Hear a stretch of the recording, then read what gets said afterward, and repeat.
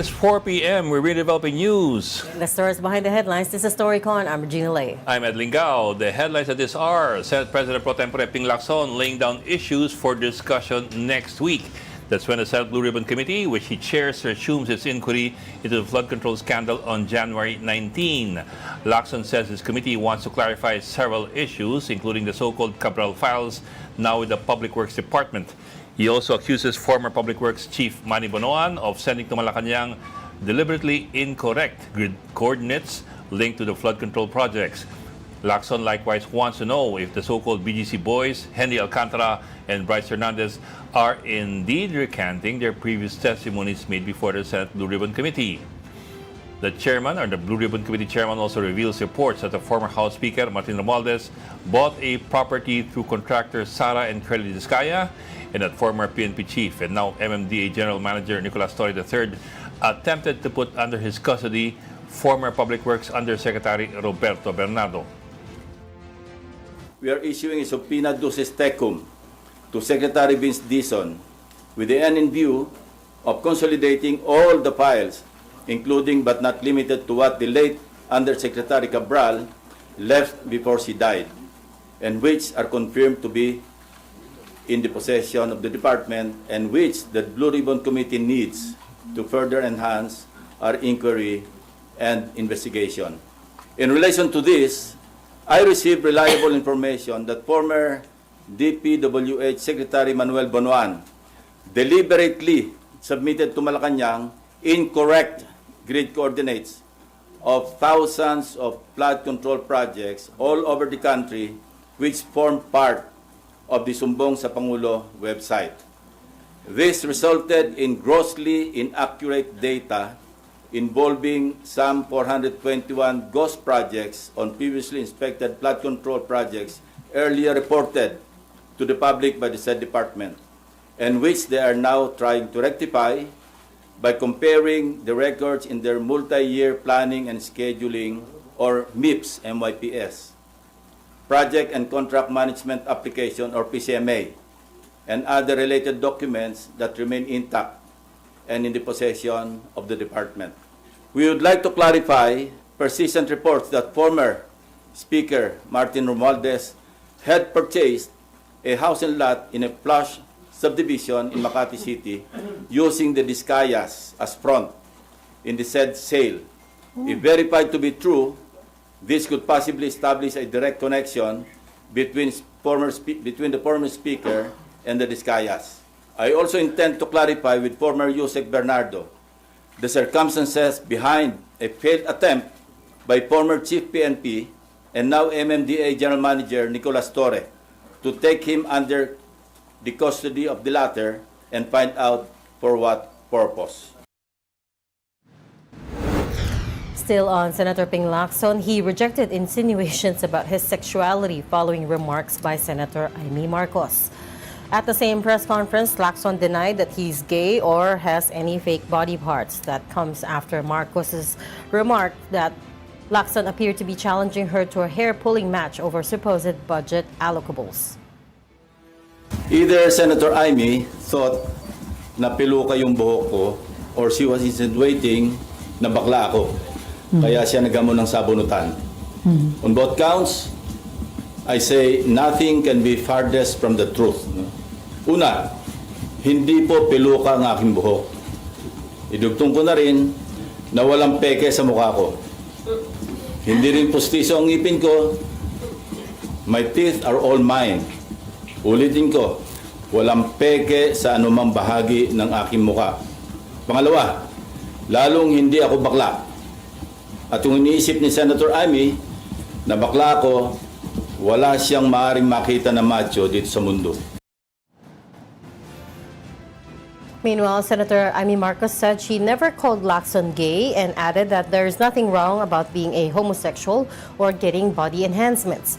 The presidential sister also criticized Lacson for taking offense at what she called a misinterpretation of true manhood. And here are the other stories you're watching this Wednesday, January 14. The Santa Cruz RTC Branch 26 has issued arrest warrants for businessman Atong Ang and 21 other people in connection with the disappearance of several Sabongeros. The charges include 10 counts of kidnapping with homicide and 16 counts of kidnapping and serious illegal detention. No bail is allowed due to the serious nature of the case. Authorities have also requested a whole departure order to ensure that the accused face trial. The Department of Energy has canceled 28 renewable energy service contracts awarded to Solar Philippines, which is a company owned by Batangas 1st District Representative Leandro Leviste. Energy Secretary Sharon Garin said that these projects had 0 kilowatt output with no groundbreaking and no explanation for the delays and were supposed to be delivered by December 2025 or earlier. Garin cited non-renewal of performance bonds, non-payment of fees, and a lack of communication as additional grounds for cancellation. Earlier, it was reported that the DOE imposed a 24 billion peso fine on Solar Philippines for allegedly failing to deliver nearly 12,000 megawatts of renewable energy over the past 2 years. Although I have to qualify that by saying I think Levise has divested from that company just before he became a congressman. And a low-pressure area is being monitored inside the Philippine Area of Responsibility, which has developed into Tropical Depression ADA. The country's first storm this year was last spotted 635 kilometers east of Hinatuan, Surigao del Sur.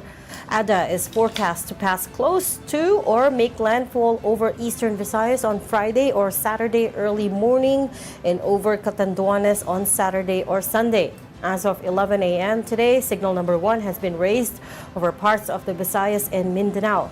Meantime, Pagasa warns of possible mud or debris flow over at Mayon Volcano in Bicol since ADA is expected to pack intense rains.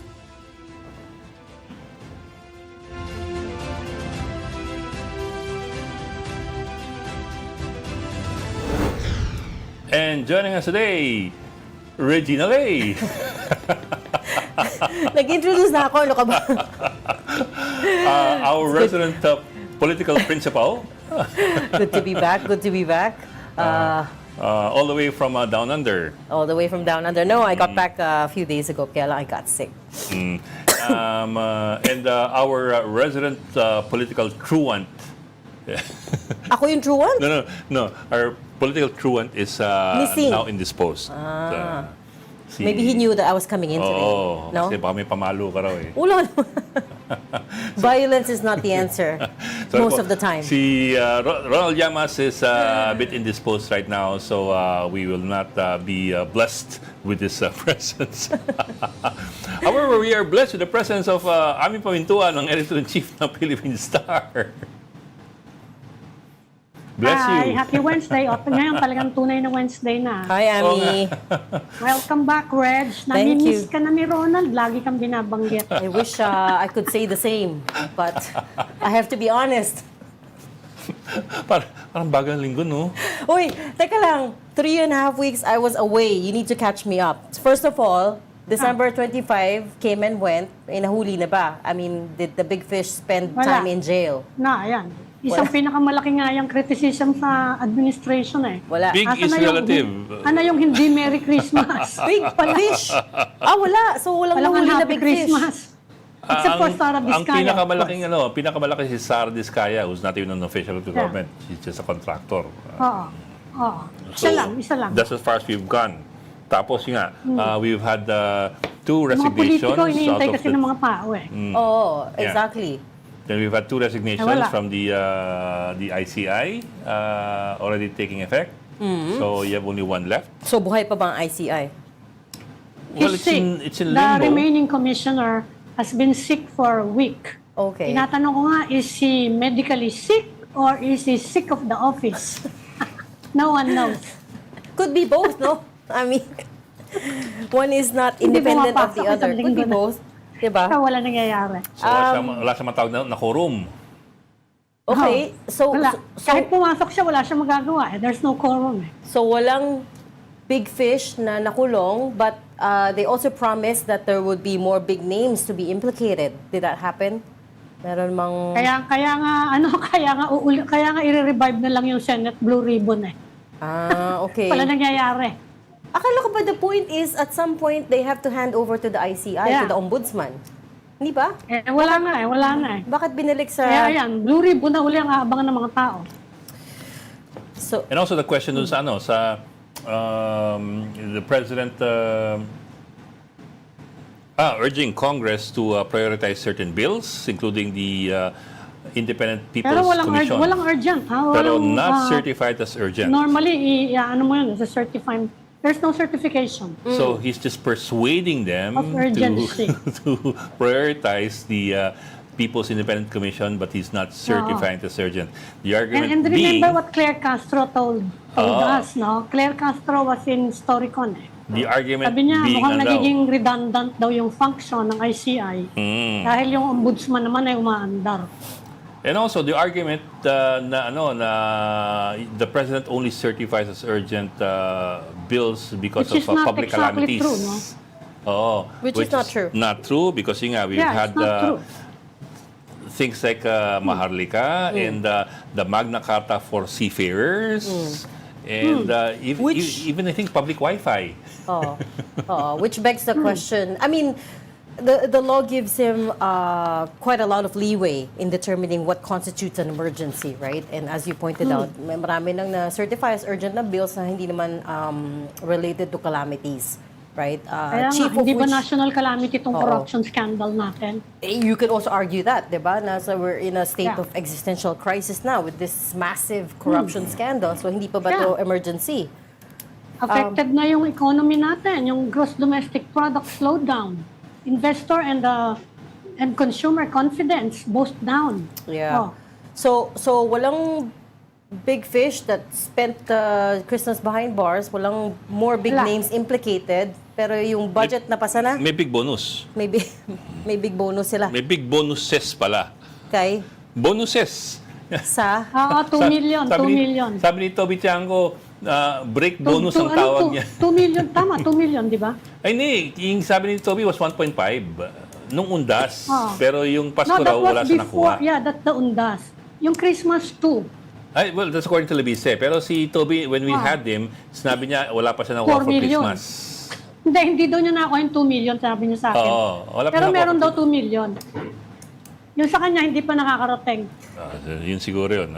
Basta tuwing may break daw sila, meron silang kaperahan. Additional funding. Oo. wow. That's the word. And saan galing sa budget yon? What part of the budget did they take that from?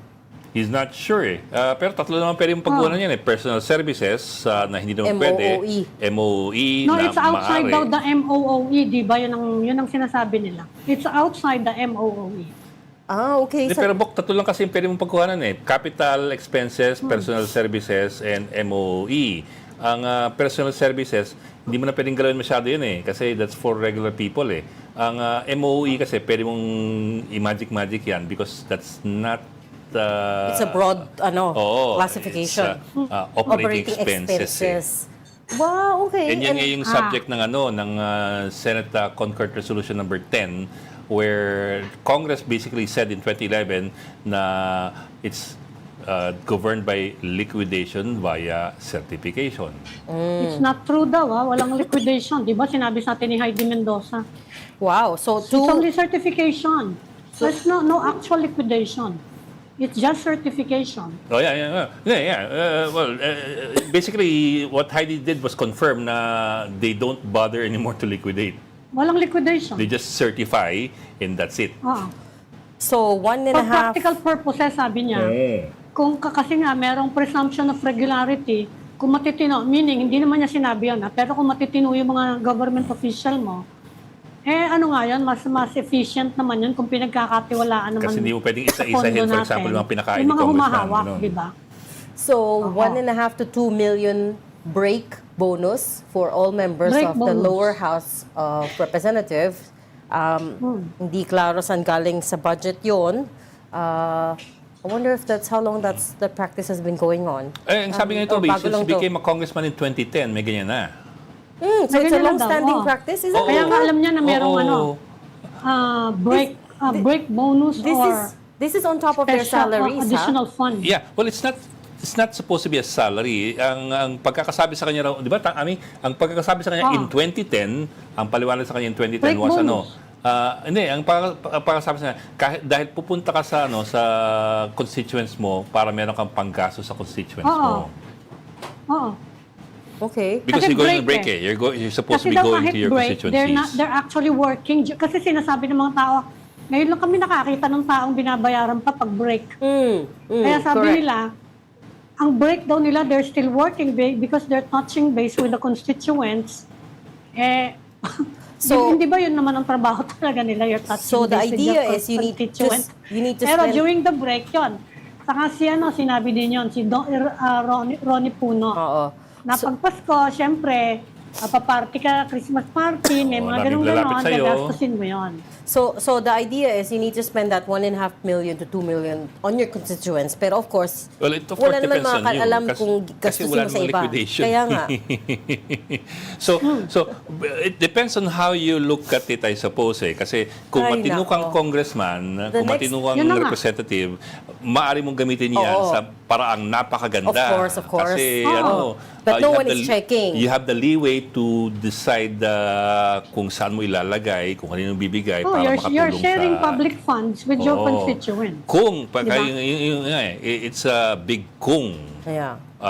But then again, that gives so much trust to the So people. once again, we rely on their good conscience, kumbaga. So you know what? The next time na mag-suggest sila ng to raise taxes, we should come back to this. All the leakages in the budget. How many members of Congress are there? 320? 318, 318. 318. So- Let's say 320 times 2 million, 1.5 million. That's But that's that's 640 something million. but that's only for the breaks, Christmas. yung Undas, Christmas, and Holy multiple Week. times pala in a Easter. year, you can collect it. Pero yung Holy kanilang meron silang monthly MOOE na wala ring liquidation. Oh well, that's understandable. That's for to run your office. Ganun din naman yung break bonus. It's Hindi.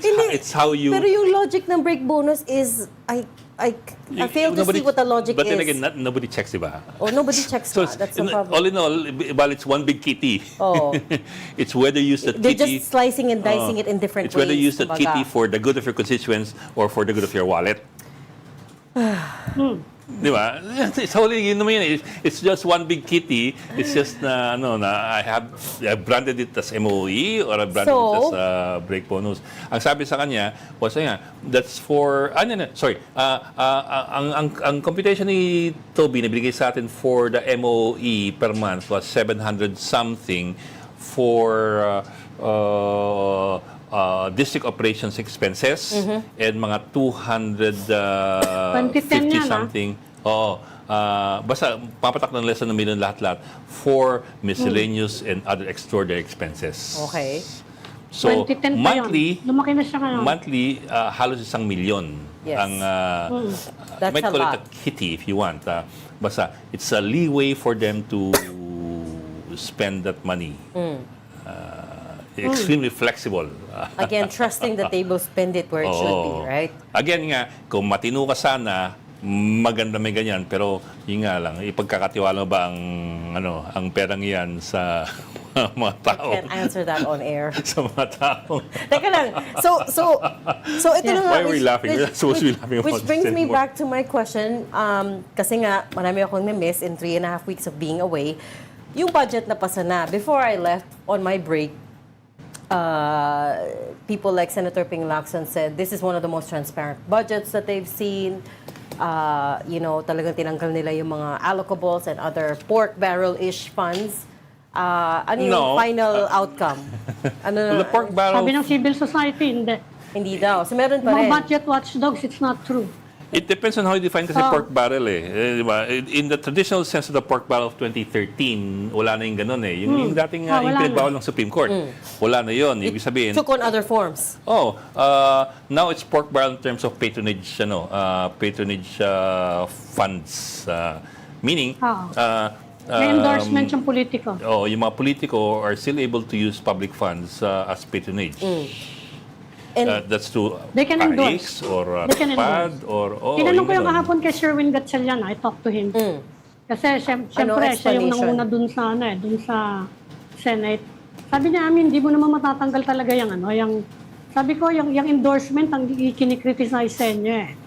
Hindi naman yung epal-epal dahil under the charter yata yun ng DSWD, bawal talaga yun. But anyway, sabi niya, hindi mo matatanggal yan kasi yun ang nature ng trabaho namin. We are representatives of the people. Talaga nilalapitan kami ng mga yan eh. Yan ang sabi niya.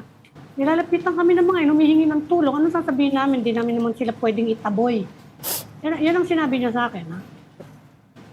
Tapos sabi niya yung unprogrammed appropriations, ginawa na daw nila lahat para mabawasan. Kaya lang, nilagay pa rin ng executive. Sabi niya, so kung talagang tatanggalin yun, it has to be initiated by the executive, yung unprogrammed appropriations. Kasi it's been challenged before the Supreme Court. Malinaw na malinaw sa Constitution natin. Correct. No unprogrammed appropriations.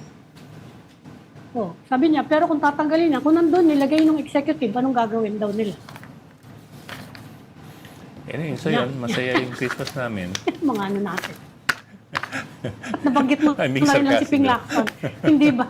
At least meron tayong mga light moments. Ngayon I don't know. may bangayan pa sila ngayon. Kaya nga I mean, anong nangyari sa dalawang yon that the relationship has devolved into this? Na nagsasagutan na sila openly on very personal attacks at that. Sino magsimula? Inumpisahan na yun ni Amy, di ba? Sabi niya, yung cleanest budget na yun, it's the sneakiest budget actually. Sabi niya, punong-puno yan ng pork giniling. Sabi niya, hindi totoong walang pork.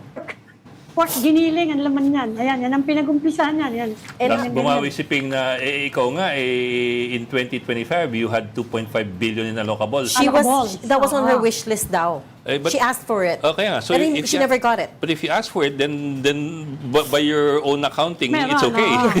But never If she had gotten it, it was okay. Pero hindi daw, yan, ang argument niya doon is hindi daw niya nakuha. Diba? So how can you For complain later about release allocables if you were asking for allocables to begin with? Yung nga lang, hindi ka binigyan. That was in 2022. 2022 ba yun? 2025. That's this year's Kaya ang buwelta ni Amy, gusto daw makipagsabunutan yata sa kanya niya, no? Si Senator Ping. So, Wala daw siyang laban pag nagsabunutan sila. And so here we are. Ako, walang retokado sa mukha ko. What happened? ang sabi nga Walang namin fake producer sa mukha dito, ko. ang sabi namin producer na si Jan, it has come to this. Kaya nga, Oh, why has it come to this? Si Senator Ping pa naman is someone we know na hindi usually sumasagot sa mga ganitong personal attacks, right? I don't know what happened between the two of them. Oh, well, Although it's not the first time na sinabihan siya ng ganyan. Oo. Nung panahon ni De Roya, remember, yan din ang ini-issue sa kanya. Sinagot na rin niya yan dati. okay. Alam mo, teka, makibilita tayo sa Senado. At andun si Merrimon na baka mamaya Ayan, tanongin baka mo, mamaya away may yung dalawa, nagsabunutan tanongin doon. niyo. Merrimon Reyes, our mojo Hi, from the Merrimon. Senate. Merrimon, anong balita sa Senado? Magandang Ayan, hapon ang inaasa. nakakatawa. Oo, Dabe, Mia, Bok, and Regine. Kaninang nung pinaka nagkaroon ng press con dito, si Senate President Pro Tempore Ping Lacson at siya rin ang chairman ng Senate Blue Ribbon Committee, nagkaroon lang ng kaunting sagutan doon sa mga unang nasabi ni Senator Amy Marcos. Isa na dyan, yung patungkol sa pagdinig ng Blue Ribbon Committee na sinasabi ni Senator Amy, nalilimitahan daw sila sa kanilang oras ng pagsasalita, yung mga pangalan daw na gusto silang mapangalanan. Kaya yung bigger fish at sea, hindi raw napapatungkulan pa sa pagdinig. Pero ang sabi naman ni Senator Ping kanina, nakakagulo lang daw to yung mga baseless na akusasyon ng senadora, lalo hindi naman daw siya umaaten sa pagdinig na to. And ang sinasabi dito ni Senator Ping, kung patungkol naman doon sa pinsan ni Senator Amy na si former House Speaker Martin Romualdez, kung meron naman daw mga ebidensya na may aambag itong senadora, pwede naman daw siyang pumunta, sumali doon sa pagdinig, magsalita, wala raw pipigil sa kanya, wala raw magbabawal sa gagawin ng senadora at saka sa sasabihin niya. Dahil sinasabi rin dito ni Senator Ping, noise does not convict, only evidence does. Kaya by Monday next week, naasahan natin yung pagbabalik ng pagdinig ng Blue Ribbon Committee na bukod sa pagpapatuloy nito on the anomalous flood control projects, gusto rin daw nilang silipin ngayon yung Cabral files. Kaya meron silang inihain na or in-issue na subpoena do sa STECOM kay DPW Secretary Vince Dizon para ma-compile itong mga dokumento. Dahil ang gusto raw nila sana kung tututukan or titignan nila itong Cabral files, hindi necessarily galing doon sa kung ano yung meron si Congressman Leviste. Gusto raw nila manggaling sa original source, which is from the DPWH. Though not limited ito sa mga naiwan ni former Yusek Maria Catalina Cabral, pero nagkausap na raw sila ni Sec Dizon kung ano nga ba yung mga kailangan i-collate na mga dokumento. May report na ba kung nasan si Orly Gutesa? Or they're trying to locate him, di ba? Meron ba any word on that? Hindi na pag-usapan kanina, Ami, itong case naman ni Orly Gutesa. Ang isang na-bring up naman kanina, yung case ng BGC, yung Bulacan Group of Contractors na nandito pa rin sa Senate premises, sa Senate custody, na isa yan sa gusto nilang malaman din at matutukan din daw kung ano nga ba yung lumulutang ng mga balita, magkakaroon ng recantation, ng mga statement nila Henry Alcantara.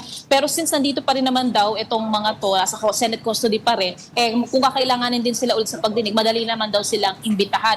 Natanong din ng media naman yung kay Senator Bato de la Rosa kung kumusta na ba ngayon since November, December, January, may papaparamdam na ba? So far wala raw, hindi rin daw nabati ni Senator Ping ng Happy New Year itong si Senator Bato. And pinagtataka ni Senator Ping kung bakit nananatiling off duty o hindi raw pumapasok dito sa Senado si Senator Bato kung wala pa naman daw talaga yung arrest warrant. So kung si Senator Ping daw si Senator Bato, papasok daw muna siya dahil wala pa naman daw yung arrest warrant. Pero hindi niya naman masasabi unless daw alam daw o nakita na daw ni Senator Bato na may arrest warrant talaga sa kanya, yun daw siguro yung dahilan kung bakit wala dito physically ang senador.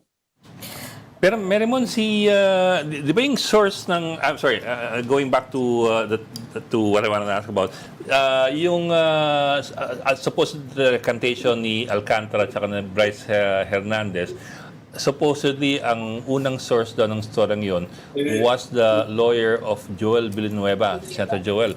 I'm wondering if anybody's been able to talk to Senator Villanueva about it and confirm whether there really was that statement from his lawyer. And if there was, could they substantiate it?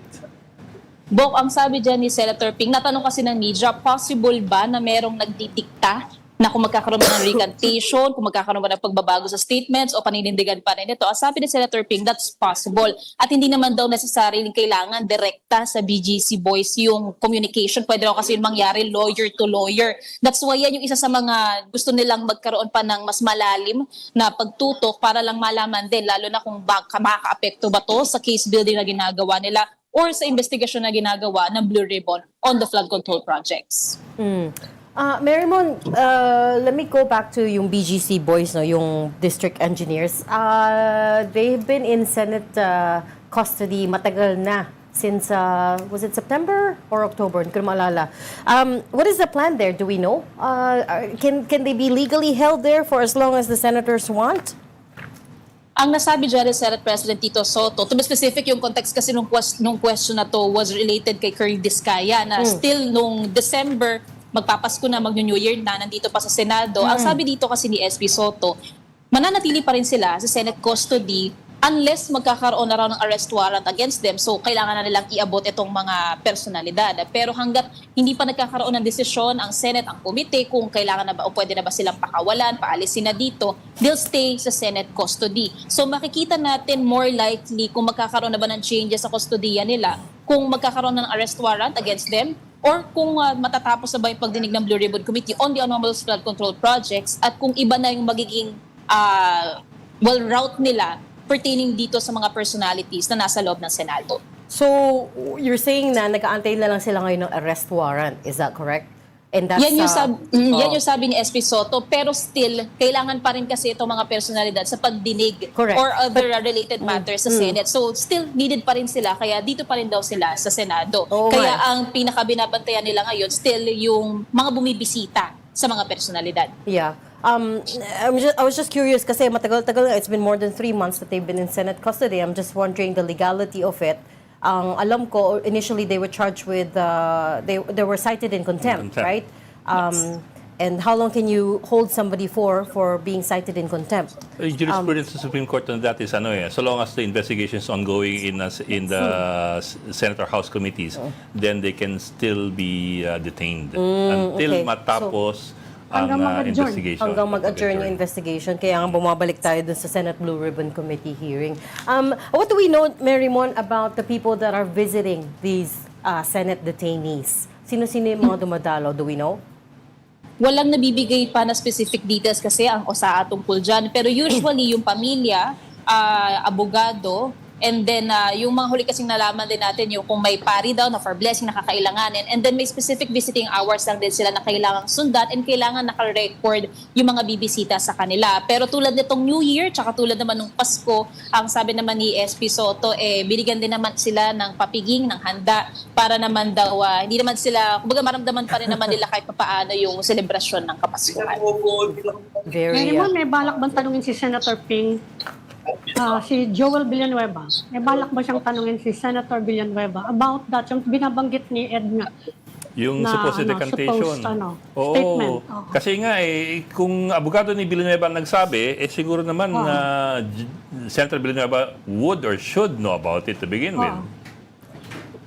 Hindi din detalye ni Senator Ping kasi kung paano nila isisik yung clarification on the supposed recantation ng BGC boys o kaya ni Engineer Henry Alcantara. Basta sinasabi niya gusto nilang magkaroon ng clarification on this one. Pero siguro by Monday, yan yung aabangan natin kung sakali paano ba nila ito aatakihin. Kasi ang pinakamalinaw pa lang, on Monday, Cabral files ang kanilang tututukan, plus yung invitation sa mga personalities na inisnab daw yung kanilang past invitations na maaari din nilang isight in contempt or ipa-aresto na rin kung sakali talagang iisnabin sila. So they're Si looking at Leandro Libiste, papatawag ba? Welcome daw na mag-participate at pumunta itong si Congressman Libiste kasi ang sinasabi naman dito ni Senator Ping, yung Cabral files as much as possible, not necessarily manggagaling dun sa source na meron si Congressman Libiste. Gusto nila coming from the DPWH pero welcome daw na pumunta or sumali at mag-participate si Congressman kung sakaling gustuhin niya raw. kumbaga yung source document dapat. Yung documents nga lang, gusto nila galing from the DPWH. Yung source document dapat talaga. Hindi yung kung ano man ang hawak ng sino man nakakuha daw. Yeah. Hindi, ng baka dokumento. pwede nilang di ba? I-cross-match. Tingnan kung ano ba itong pinagsasabi nito mga to, pare-pareho ba to? Di ba? Pwede. Baka pwedeng gawin yun nung Blue Ribbon. Although sabi ni Leandro Libiste, isang katerba daw na dokumento yun. Oo, Ami. Kaya ang sabi rin kanina ni Senator Ping, nung nagkausap na raw sila ni Sec Dizon, hindi raw limited doon sa Cabral files lang yung kanilang pinapakulate doon sa Pinadusis Tecum. So possibly kung ano yung dadalhin ni Sec Vince by Monday, pwedeng baka mangyari din dyan, tip of the iceberg. Kaya ngayon yung gusto ngayon na makita ni Senator Ping, this one muna, not necessarily kung ano yung meron si Congressman Leviste. Okay. So walang pag-asa magsabunutan, ha? Wala, ha? Sa ngayon wala pa kasi di ba naman nakikita dito yung mga senador. Pero tingnan natin sa Monday o kaya naman sa pagbabalik ng session kapag ka nandito ng mga senador. Bok, ako, pahabol na lang. Medyo stupid question pero I know they look at the Cabral files. Do we know what exactly they're looking for? Or what Bok, they're walang looking sinabi. out for? Walang sinabi si Senator Ping tungkol dyan. Basta ang gusto talaga nila ngayon is magkaroon ng Senate probe on the Cabral files. Pero since for the past weeks kasi nung wala pang pagdidig ang Blue Ribbon, ang sinasabi ni Senator Ping, ang gusto nilang ipagpatuloy sa komite is investigahan yung mga topics pa na hindi pa nasasaklaw ng past investigations para daw hindi repetitive. So more likely sa yung trail of thought kasi ni Senator Ping, ipaprioritize kung ano ngayon yung mga bago na hindi pa raw natatalakay. Kaya baka yan yung kukunin nila doon sa Cabral files.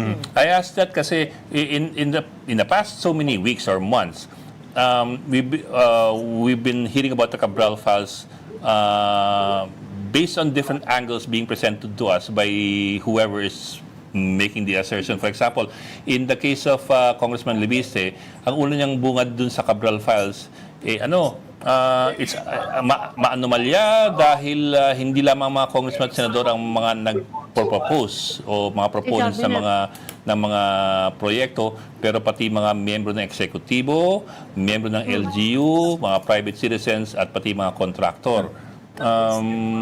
So, yun ang una niyang angulo to begin with So, I was wondering kung may paramdam si Ping kung ano sa kanya, ano sa tingin niya ang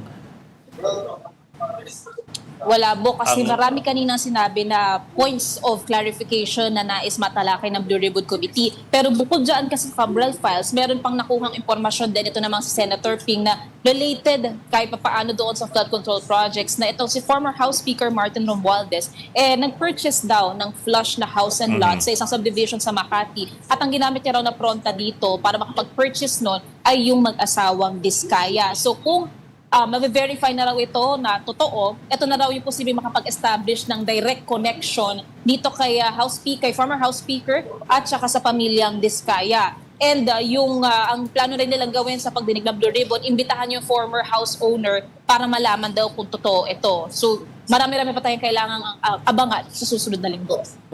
Okay, sige. Sa kasakali, will they invite the former speaker? Kasi yan matagal nang tinatanong yan ng mga tao. Nabanggit yan. The congressman. Nasa plano siya, Ami, na imbitahan itong si former House Speaker Martin Romualdez. Kaya by Monday next week, medyo magiging jam-packed siya. Pero then again, depending pa rin ito doon sa ilang mga resource person pa na imbitahan nila. Yung iba doon, sinasabi ni Senator Ping, inisnab daw yung kanilang mga imbitasyon. Okay. We'll let you go. Thank you so much for... Si ko lang ang lumabas dyan, sa Senate. So far. Oo. So far. Okay.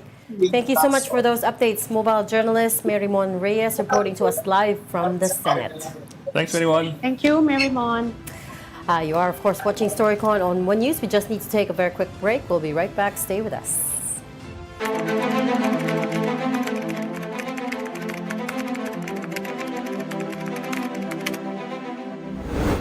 You've got developing news to the stories behind the headlines. Welcome back to Storycon, the Story Conference. I'm Ed Lingao. And I'm Regina Lay, still with us. I'm looking at the wrong camera. Still with us, Ami Pamintuan of the Philippine Star. And let's get updates from the House of Representatives with News 5 correspondent Marian Enriquez. Man, anong latest na story dyan sa mababang kapulungan? Yes, Bob, actually kanina nga kinumpirma natin doon sa ilang mga una nang naghain ng impeachment complaint laban kay Vice President Sara Duterte kung ano pang mga plano nila sa darating ng February 6, kasi hanggang February 5 na lamang maglalapse na yung one-year bar rule para maghain nga muli ng panibagong impeachment complaint laban kay VP Sara Duterte. Actually, sa isang panayam na nga sa totoo lang ng 1PH or True FM kay dating Senator Antonio Trillanes, sinabi raw niya na meron daw siyang information mula nga dito sa civil society groups at mula sa mga simbahan na dating naghain ng impeachment complaint na maghahain daw sila muli sa February 6 nga ng bagong impeachment laban kay VP Sara. And actually, trinay natin humingi nga ng confirmation mula doon sa grupong yun at may nakausap tayo at kinumpirma nga ayon doon sa source, yan daw. That's the plan, quote. Yun yung sinabi sa atin nung isa doon sa mga member nung grupong naghain na yon. Kung maalala po ninyo, tatlo yung grupong naghain. Tatlo yung unang naghain ng impeachment complaint laban kay VP Sara. Yung unang grupo, ito yung inendorso ng Akbayan Party List Representative noon na si Percy Sendanya. At nandun pa nga pinangunahan din ni ML Party List Representative Leila de Lima ngayon na spokesperson noong grupong yun, kasama sila Father Flavie Villanueva, yung mismong uncle ni Kian de los Santos, mga EJK victims. Ito yung unang grupo at may pangalawang grupo nga rin. Itong Makabayan Block, inendorso nila yung pangalawang impeachment complaint laban kay VP Sara. And we also asked Teachers Party List Representative Antonio Tino kung kayo ba yung tinutukoy ni Senator Trillanes na grupong maghahain nga raw sa February 6. Sinabi niya, ibang grupo raw yun. So meron daw silang separate na i-file na impeachment complaint laban kay VP Sara. Ang kasado na, kumbaga, itong impeachment complaint ng Makabayan Block at same group pa rin daw mula sa bayan o yung bagong alyansang Makabayan nga. Yun yung i-endorse nilang impeachment complaint. At simple lang ulit, betrayal of public trust. Yun yung kanilang laman or yung ground ng impeachment complaint. At madadagdagan daw ito noon ngang testimonya nung dating manong aide ni VP Sara na si Madriaga. So yun daw yung additional, kumbaga, doon sa ilalatag nilang reklamo. At nakausap din tayo mula naman sa kinatawan ng pangatlong grupo. Ito po yung ilang miyembro po ng mga lawyers mula doon sa Mindanao. NUPL po yan. Gayon din po mga members ng Simbahang Katoliko mula po yan sa Diocese of Novaliches. Meron po tayong nakausap na kinatawan mula doon at sinabi nila na they are seriously considering filing another complaint kay VP Sara come February 6 or onwards nga kung kailan po nila ito pagdedesisyonan. Pero yun yung mga nakausap natin mula doon sa tatlong grupo. Yeah. Pero Marian, alam mo, the filing of the complaint is the easy part. Kasi it's been done before already. Filing the complaint is the easy part. The hard part, I suppose, now is how to get it through given the new restrictions or the new requirements put in place, at least so far, By the Supreme Court na hindi pa na-overturn. So, actually, yun ang malaking tanong eh. Paano nila gagawin ito ngayon? Isa yan. Susundin ba nila yun? Kasi naka-MR pa eh. Pangalawa, will they get the numbers? Kasi lumalapit na ng 2020 at alam mo ng Kongreso, ang Kongreso ay kung sinong medyo mabango-bango sa kanila kumakapit. Lalo pag lumalapit ng eleksyon. Bok, tama nga yung tanong ninyo. Ano? Hinihintay kasi ngayon ng Kamara itong sagot o yung desisyon ng Korte Suprema, motion for reconsideration nga, para nga doon sa una ng desisyon ng Korte Suprema declaring unconstitutional itong impeachment laban kay VP Sara. Ayon kay Teachers Party List Representative Antonio Tino, maghahain po sila ng motion dito sa Korte Suprema para nga himukin, i-urge po sila na i-resolve na, desisyonan na po sana etong ang MR na inihain para nga before February 5, mas maigi raw sana na ituloy na lang yung trial kaysa nga mag-brief file pa. Pero ayon naman kay Justice, isa sa member ng Justice Committee na si Bicol Saro Party's Representative Terry Ridon, yun din doon nakasalalay kung magkakaroon ba ng desisyon yung Korte Suprema, doon nakabatay para mag-file, kumbaga gagawa sila ng bagong guidelines, ng bagong rules tungkol nga po sa impeachment dito sa Kamara. Pero yun ang general agreement na they are going to follow the new rules set by the Supreme Court. Kasi may mga nagki-criticize that it's actually against the Constitution. Wala naman yung mga restrictions na yun sa Constitution. At yung iba sabi, hanggat hindi daw final yung ruling, the old rules should apply. Ano ba yung sentimento sa House? They are going to follow the Supreme Court. Tama ka dyan, Ami. Ayun nga, kay Ridon, member din ng Justice and Public Accounts Committee, sinasabi nila na hihintay na lang nila talaga kung i-uphold nga or yun nga, hindi na papaguhin ng Korte Suprema itong kanilang naging desisyon pag nag-lapse na itong February 5, the one-year bar rule. Kasi kapag wala pa rin silang desisyon, talagang kailangan na nila mag-convene, magpupulong na ngayon yung Committee on Justice para balangkasin at bumuo nga ng guidelines or yung rules na tutunod doon sa Supreme Court. Okay, so they're gonna wait for a decision on the MR. Pero Marian, balikin ko lang yung second question ni Ed. Sa yung mga nakausap mo, how confident are they that they can get the numbers still this time around? Reg, mahirap yung tanong na yan, kasi every time we ask congressmen here kung ano ang sentimiento nila pag usapin ulit ng pag-hahain ng impeachment complaint against VP Sara, wala silang mabigay na sagot. Pero kung ang tatanungin ang impeachment against BBM, dito mas definitive yung naririnig nating sagot sa kanila. For example, kay Bicol Saro Party List Representative Terry Ridon, tinanong natin, sir, may batayan ba? Tingin mo ba as early as now, meron na kayong nakikitang grounds for impeachment para kay BBM? Sagot sa atin ni Terry kanina, wala, premature pa raw, lalo na kung yung unprogrammed appropriations yung tutukunin doon sa impeachment, kaya din doon sa flood control scandal. Kasi kung nandaw natin, si BBM pa nga raw yung parang kumbaga whistleblower dito doon sa flood control scandal. At kailangan din talaga ng matibay na ebidensya. As of now, kasi wala pang affidavit talaga na nag-link o nag-try kay BBM, sinumpa ang salaysay para masabi talagang siya ay may kinalaman or talagang direktang nagutos kumbaga dito nga sa anomalya or corruption scandal dito sa flood control. So they're going... Wala bang impact yung Kasi yun ang sabi naman ni Sherwin din sa akin, Gatchalian. Sabi niya, parang meron daw hesitation ngayon sa House dahil dyan sa flood control probe. I remember at least 67 members daw of the House are being implicated at saka baka lumawak pa yan. Meron bang epekto yan dyan sa, sa appetite for impeaching the Vice President?